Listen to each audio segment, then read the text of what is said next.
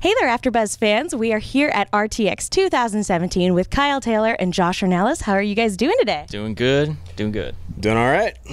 How are you guys enjoying RTX so far this year? Oh, it's been a blast. Like, we're on day 2. So, and then like day 1 was just like a ton of fun yesterday. So yeah, trying to like just stay with it all the way through day 3. Yeah.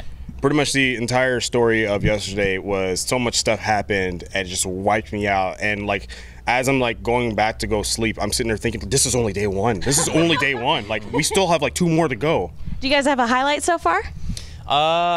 Werewolves yesterday. I was going to say, there's some video up online of Josh and Miles. What? Can you illuminate that what transpired? Well, you were giving Miles some fatherly advice, right? Is that how it went?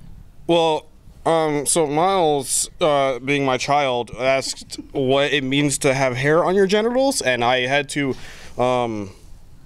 be a good father and explain what that means. A little more context. Our town, our village in this game of werewolves was Dadsburg. We were all fathers. We were all like different kinds of dads. So to figure out the tiebreaker, Miles was like, whoever can give me the best fatherly advice wins. And yeah, so that was Josh's take. I assume Josh won. Did you win that one? I won that one. Yeah, I won that one. I would be disappointed if you didn't win. But guys, we are talking a lot. There's been a lot of really great information about Rooster Teeth's animation department this year. And in particular, you know, something that's near and dear to our hearts is, of course, Red vs. Blue, which is on its monumental 15th season. How has it been working on something that has been beloved for so long? A lot of fun. It's great to see the fan reaction to, especially yesterday during the panel when we showed the episode. See everybody like freak out when is this going to come out after the episode comes out? I don't know. It can't. We can wait. We can wait. Because like there was the moment where Griff starts talking to Lopez because he's gone crazy and he had to learn Spanish for Lopez, and like everybody freaked out. Everybody freaked out, and that was great. And of course, when Locust showed up, so it's a lot of fun to work on something that elicits that passion. Yeah, it's especially for such a prestigious show that's been on for so long. It's always really like fun to like have the fan reaction to like the stuff that we do, and it's also really fun to, even though like we've had the reins of like, you know, Machinima for a little while now. You know, we know the look and feel of the show. We've been entrusted with that, but then always there's like new forms of, you know, writing or directing, especially with Joe at the helm now, that like always gives us a challenge but keeps things fresh, and I really, really enjoy that. Kind of going off of that, what has been the biggest challenge this season? Because you guys switched over from Halo 4 to Halo 5, and I imagine with that transition there have been a lot of kind of growing pains. Learning all the little ins and outs and each Halo engine, it has its own like glitches or like little things you need to learn how to work with. So yeah, learning all of those has been the biggest hurdle. That way we could like get to a point where we're an efficient machine again, and like we were with previous seasons. So I'd say that was the biggest hurdle so far. Yeah. You know, alongside of that, with all the little nuances of the game that we've also found some really neat things. For example, one of the things that we found was whenever you break away the camera from a player's like perspective in order to, you know, put it in the free cam mode and get all the angles and shots that you want to do, what it does is it takes the camera and puts it directly below and behind the player. So if you're standing against certain walls, very specific walls, it doesn't look like anything happens, but if you press forward on your movement stick, your legs just go. Yeah. It's just like, your legs. Just a pair of legs just going. So. Now, for maybe those who aren't as familiar with the production schedule and how everything goes, do you guys compile a list of shots like you would for a normal live action shot, or do you just kind of go off of storyboards? How does it go from the page to the screen? Well, like this year, our process is like Joe comes in and he has an overhead of like, here's where all the characters standing in this room for this scene, and here where you place the camera. So like Machinima is this weird like child of both live action and animation, because obviously it's computer generated, you know, it's the animation, but we have to set up everything like it's a live action shoot. You know, we have to like get our characters in there, set up the scene, dress the blocking. Scene. Yeah, there's blocking, dress the set, make sure everything looks good. I'm trying to think of what else, but so yeah, Joe comes in, He does the overheads with us. Then after he leaves, like, we have this big whiteboard where you have all the scenes written down. It's like, okay, I'm going to tackle this. Josh is going to tackle this. We shoot the scene. Sometimes there'll be a scene where it's like all the characters are there. So it's like we both have to do that scene because we only have 16 Xbox Ones plus our director's station. So there's only so much we can do at one point. After that, it's like film it, put it on the timeline, have Joe look at it. It's this meet your directorial vision. Once that's good, we do this is technical, a project manage where it's like it takes just the things that we used, sends it to Joe, and then goes to editorial and on from there. Yeah. Well, talking about some of the animation sequences where you guys actually do animate, not using the pre-rendered animation, I think one of our team's favorite moments so far this season is the moment with Carolina where she actually manages to throw a rocket while it's traveling in midair. Can you guys tell us a little bit about how sort of the motion capture and the rigging for that sequence went? Oh man, I mean, I think Joe might be a little bit better for that, but it's like let's see. I'm trying to think. Josh, do you have, like, can you think of, like, when we were going over that scene? Because from the Machinima end, it's all like, we're going to need plates for this. We're going to need plates, and it's going to be nutty. I think for Joe, I think him trying to figure out how to direct the mocap, because usually, you know, our mocap stage is only so big, so you have to, like, you know, kind of break it up into different actions and stuff and communicate that to the mocap team. So I think Joe was like, I think you remember him saying something like it was a little bit challenging at first, and, you know, he went from there. But on our end, he'll be like, okay, this is how it looks, get plates for this. And then we give him the plates, and he's like, nope, they're not lining up with the angles. Let's get some more plates. You know, it's a lot of back and forth like that. It's a really neat thing to have sort of composited animation inside of a machinima plate. You know, the plate being like the actual footage that we capture that the animation is laid over.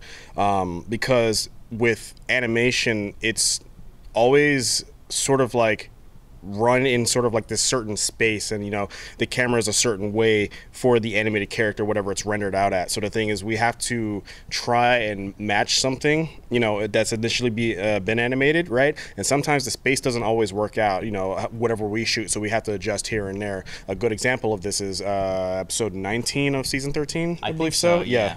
Where it's the big finale fight up there with on top of the tower. On top of the tower with Felix and all the guys, right? So a lot of that stuff was animation, right? But the thing is, we had to keep on going and reshooting, like, you know, just plates this and that, just because the space was a slightly different here and there. So that can be a little bit of a challenge coming from the machinima side.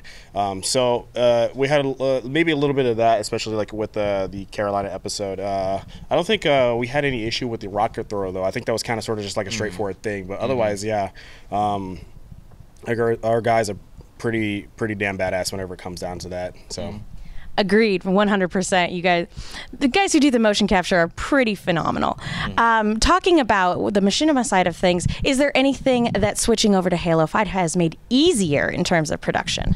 Let's see. I'm trying to think.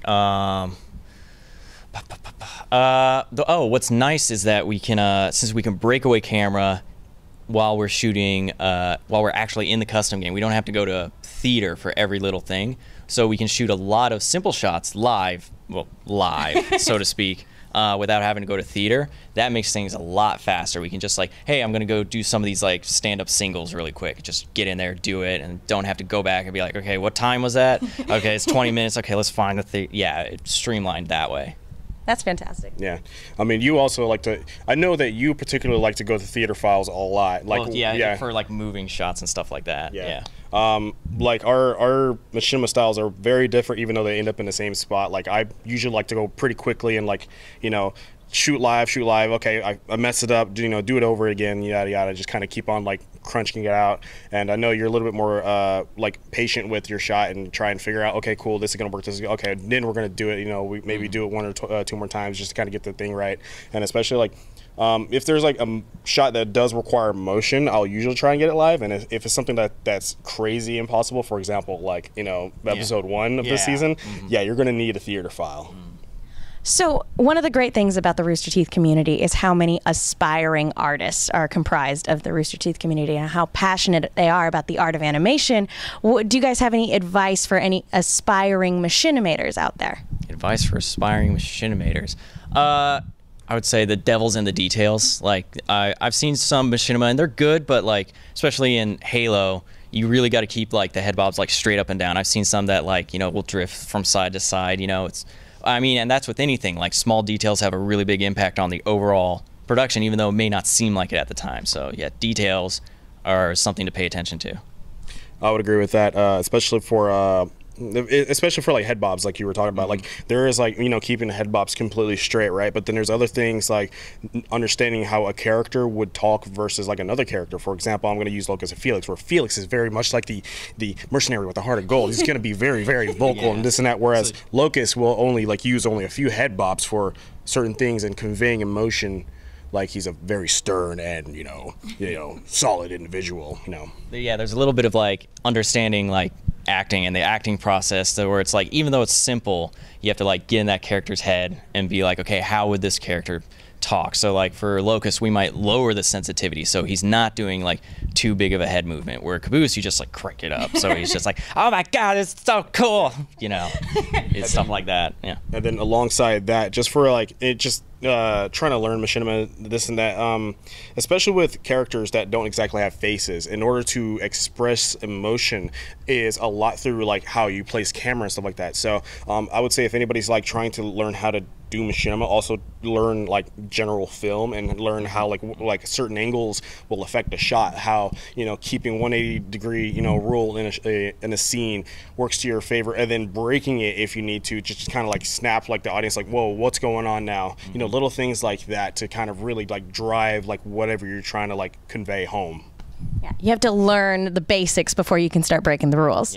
Yeah. So again, talking about Rooster Teeth animation, obviously with the 2D and the 3D panels and the animation festival that we have going on, obviously the Rooster Teeth animation side of things continues to grow and change and evolve. What do you guys want to see from Rooster Teeth animation in the future? Oh man, I mean, we talked about well, they announced a Genlock, and I'm really looking forward to that. So Giant Max. Yeah, so like I'm really seeing the pre-production for that. Ooh, I'm really excited. So like more, I want to see bigger, more produced things like that. Like, and Ruby, like since we've gone from Poser to Maya, and like they're figuring out all these like little tricks and like plugins that they can add to it. Like there was the trailer in the panel yesterday that looks phenomenal, from just like, you know, just like color and like all the little details in it, just like, you know, the way like her eye pupils change, you know, stuff like that. Like it's, again, details, but it's like I want to see us continue to evolve that way, where it's like honing that craft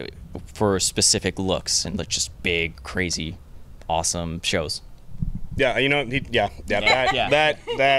getting rid of all the bottlenecks. You know, we already are like a powerhouse, but of course, like, you know, having more software, more plugins to do stuff like that, you know, of course, that stuff comes, you know, with cost and time and like learning. But like the further we, like the more we end up doing this, is like the better we're going to become at it. So it's like you said, like it's just like given some time, you're going to get something amazing, and we're seeing it like happen, you know, right in front of us. Okay, final question, since we're still in the middle of season 15 of Red vs. Blue. If you could summarize the rest of this season, or the feel of the rest of this season, in one word, what would that word be? The rest of the season in one word. Big. Yeah. Yeah. Big. I like that. I have no word. Speechless. Well, thank you guys so much for taking the time out of your day to come and talk to us. We know you guys are super busy, so it really means a lot. Oh, no, it's not a problem. Well, thank you guys so much. Enjoy the rest of the con. You. Thank you.